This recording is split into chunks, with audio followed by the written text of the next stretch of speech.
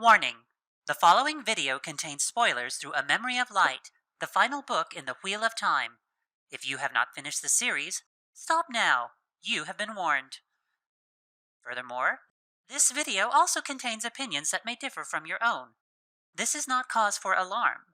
Humans regularly have differing opinions, and this should be considered a feature, not a bug. So, a couple of weeks ago, the YouTuber Riddhima posted a question on Twitter. What Wheel of Time opinion will get you this reaction? Basically, what is your unpopular Wheel of Time opinion? And before I say what my response was, let me just say that if you are not subscribed to Riddhima's channel, you should be. She does a lot of Wheel of Time content, but she also does just general BookTube content. She does reviews of a lot of books, including a lot of genre books, like SFF books. And she's also the creator of the Wheel of Time Accepted Test book tag that I did it about a month ago, I think. Anyway, she's well worth a sub. I will link it in the description. Check her channel out. So my response to this was, the Aiel aren't all that great. Now, before you rage quit this video and leave me a rude comment, please let me clarify. When I say this, I don't mean that they aren't a fascinating culture, that they aren't well fleshed out. They are both of those things, and I'm very intrigued and interested by them. This culture that Jordan created, it's well written. What I mean is that in world, they aren't all that great. In the fandom, a lot of the discussion I see and hear about the Aiel holds them up as this ideal culture in this world, that they are better than the Wetlanders. They are more wise, more noble, more just, more righteous. And, that's why they would make good judges for the rest of the nations and cultures of the world, right? Like, at the end of the book, they are supposed to be a policing force for the world, and it makes sense because they're just better than the rest of them, right? And to this, I'm just a hard no. They are not. Their culture is at least as flawed as everyone else, if not more so. And that, to me, is not bad writing. Like, to me, it would be more of a flaw in the writing if they were this ideal and more honorable culture that was just preserved, apparently, in the wilderness, like the noble savage cliche. And, well, the optics of that would not be great because they are canonically the only ethnically homogenous culture in the Wheel of Time, and they are also the only ones that are ethnically homogeneously described as white.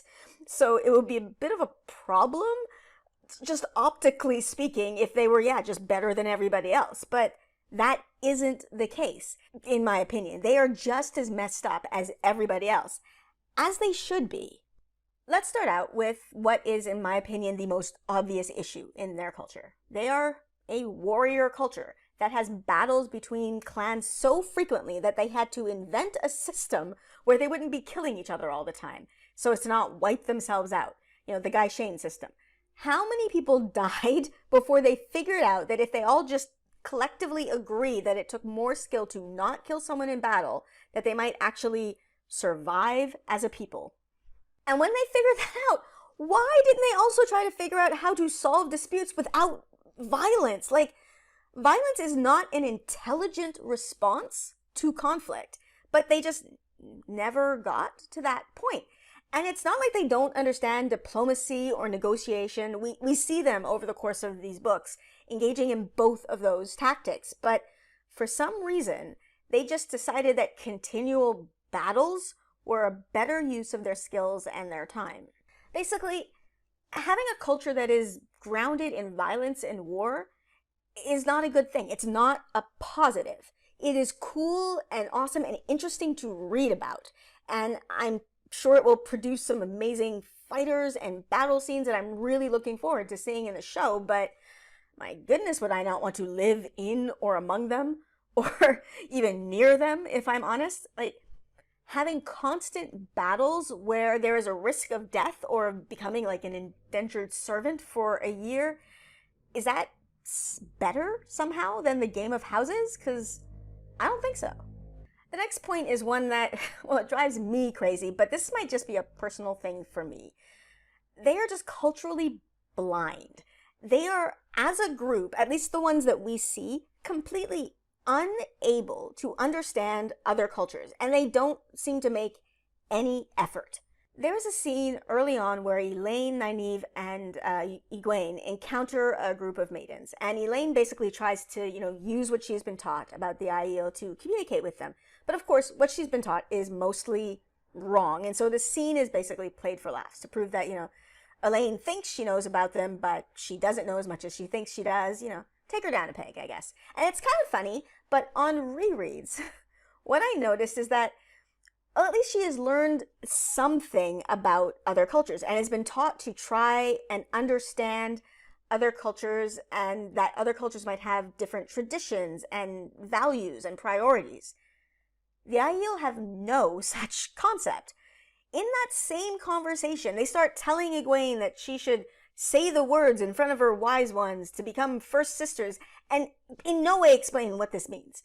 They just assume that she knows. And that's ridiculous. Why on earth do they just assume that her culture is the same as theirs and she would just know details about traditions and ceremonies that they have? And the strange thing is, we see this as well with the Seanchan. But when the Seanchan do it, it is very clearly written to be evidence of their arrogance and their imperialistic nature. They assume that they are the center of civilization, so they can't be bothered to learn about other cultures because those other cultures are just going to be absorbed into their own. But when it happens with the Aiel, the same thing is mostly played for laughs. And honestly, this might just be a side effect of me living in a culture that is just very different from my own, but I don't find it all that funny, just repeatedly over and over again. It just smacks of either cultural elitism or stupidity. If you are unable to get that a person from a different culture doesn't understand your culture's humor because their life experience and background are different from your own, then that's just you being kind of an idiot. If it's not just you, but everyone in your culture who has that attitude, well, you can extrapolate from that what I think of everyone in your culture. It's kind of idiotic. Cultural misunderstandings can happen, and they can be funny. I've had my fair share of them. But when they happen, I try and figure out what the misunderstanding was so it doesn't happen again. I don't just go, I can't possibly understand the ways of these mysterious people. They are so foreign and different and obviously wrong because they're different from me. But that is what we see the Aiel do over and over again. Hell, one Aiel killed somebody because of a cultural misunderstanding, and I think it's a mix of the first point about violence and this point about just not trying to see things from another perspective.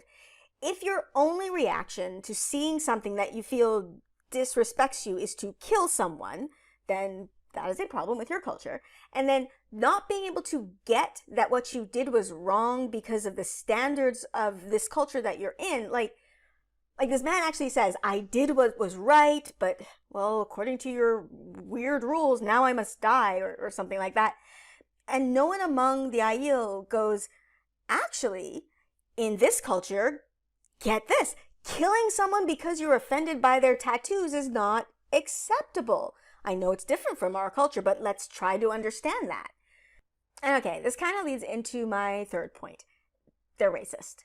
They've condemned an entire nation because of the actions of one man. We hear them repeatedly say things like the Carianan are just tree killers. How they hate them so much that they invented a racial slur. And to be fair to them, it's not like we don't hear this sort of nationalistic hatred from other nations. I think it's Ilian and Tyr. They seem to hate each other pretty hard. But we don't see this blanket hatred of every single human from that nation in these other national conflicts. The Aiel don't seem to see the Carianan as human anymore. Their lives have no value to them. They are all at fault for the sins of one man, even the ones who weren't born when it happened. And yeah, it's racism. And as far as I can see, it's the most extreme form of it that we see in this world. Plus, beyond being racist, they are just nationalistic to an extreme. They do not care about the fate of other countries and other people groups at all. They only care about their own fate. to the point that they will actually work against the quote-unquote, the Dragon Reborn, because they don't give a shit about the Dragon Reborn prophecies. Those affect the rest of the world. They only care about the Karakarn, because that is their prophecy.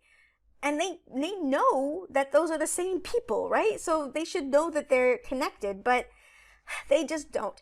And of course, yes, they should care about their own people. They should try to preserve themselves, but they seem unable to understand that they exist in a world and that they are not isolated from it, that their fates and the fate of the rest of humanity are tied together, and that just maybe, they should care about other groups' survival just because it's the decent human thing to do, and it might just help them out as well. And then there's the gender stuff. Now, the Aiel, along with many other cultures in this world, divide things along very strict, clear gender lines. And while I know that I would find living with such very strict gender rules very uncomfortable, to say the least, it actually makes sense to me that in a world where the magic system is divided along these gender lines, that cultures and societies and traditions would develop along these same lines. I think, though, that this is always going to lead to inequalities, because separate but equal just doesn't really work. And I know that there are people who argue that the Aiel are more egalitarian, gender-wise, than other cultures. I mean, look, they have maidens of the spear, see? They let women fight. And yeah, they do. The women get one whole society to choose from. The men have multiple societies that they can choose from that matches best with their personality and their goals. But while women have one choice, because apparently women don't have distinct personalities and goals. And then there's the fact that if a maiden wants to marry and have a family, she has to basically give up her career. That's the law. Men can, get married and have families and stay in their warrior societies, but women can't. And that's some bullshit. And yes, I know women have to bear the children. That is just basic biology. But then why can't they go to work again afterwards? Because the sexism. That's why. Don't even get me started on the polygamy. Why can men have multiple wives, but we never see it happen the other way? I have heard that some people assume these polygamous relationships are more polyamorous. The women also get it on with each other. And I mean, I guess that would be cool, but A, I don't see any evidence of that in the text at all. That is pure, supposition. And B, I would still want to see a relationship with multiple men because, well, why is it only ever one way? Again, I'm just going to say it's sexism in their culture. I see no other reason for it. Oh, and let's talk slavery. And no, I'm not talking about the Gaishen. That's a cultural thing that they all buy into. It's borderline, but it's not dehumanizing the way actual slavery is. I'm talking actual chattel property, like humans as property slavery. And no, the Aiel don't practice it. But they also have no problem selling people as slaves to the Sharans. In the rest of the Westlands, the idea of slavery is so foreign that until people experience it or see it directly, it's impossible for them to conceive of it. The idea of owning a human being as property it doesn't make sense to them. But the Aiel, they understand it, and they happily sell people that violate their arbitrary laws.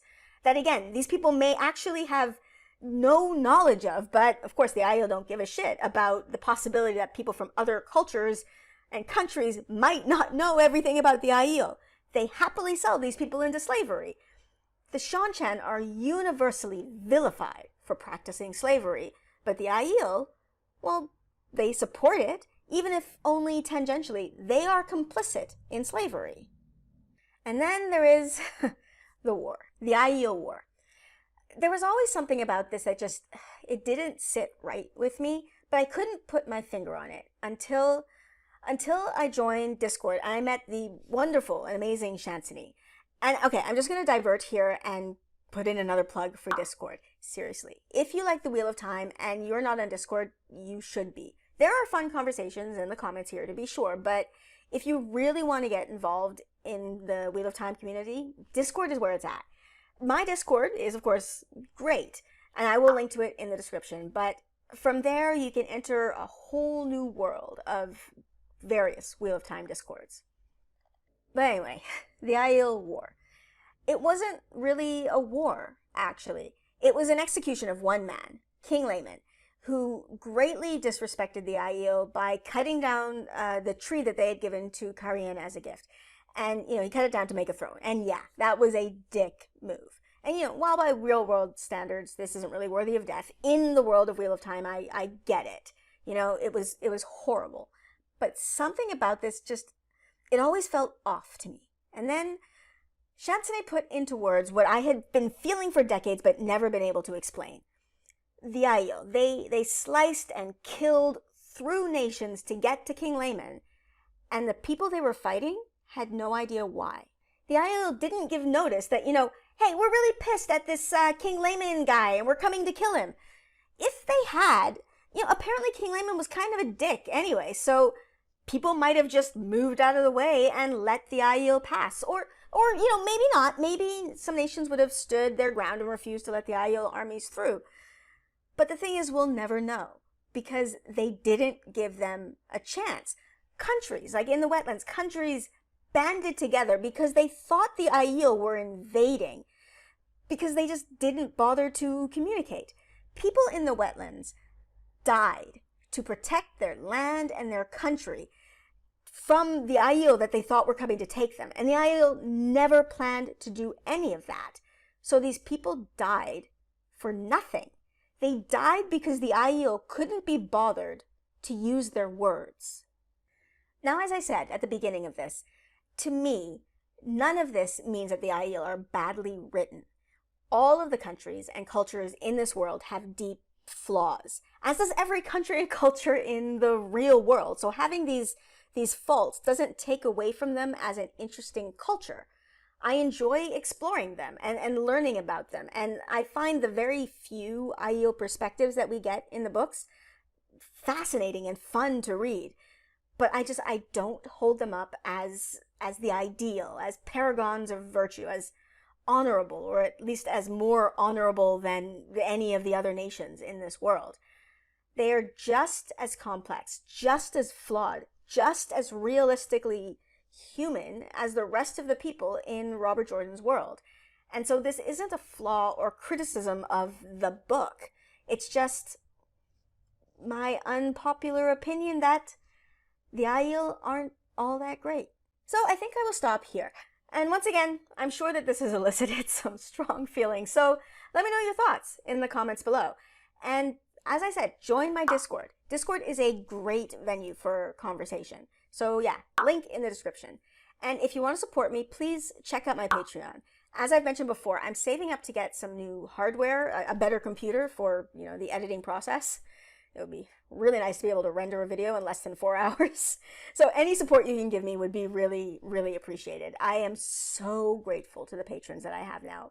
Honestly, you guys, it means so much to me. Really, you have no idea. Anyway, link to my Patreon in the description below. And as always, like, subscribe, and stick around for the art credits. Bye!